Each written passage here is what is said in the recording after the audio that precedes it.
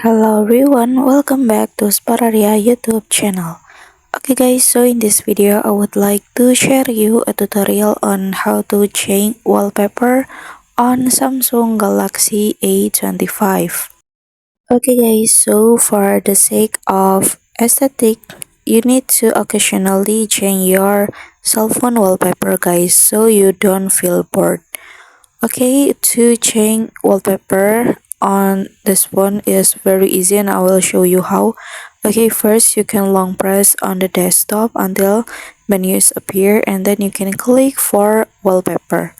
So yeah, now you can click change wallpaper here and there will be so many default wallpaper like this. You can choose for whatever you want guys. But if you want to take a picture or take a picture from your gallery to make it as wallpaper. Okay, for example, I choose this one and then you can set also if you want to make it as lock screen wallpaper, home screen, or both of them guys, and I choose both of them. And when you're finished you can click done.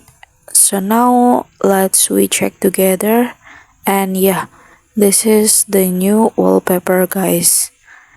Alright guys, so yeah, here's the tutorial on how to change wallpaper on Samsung Galaxy A25, and then thank you so much for watching guys.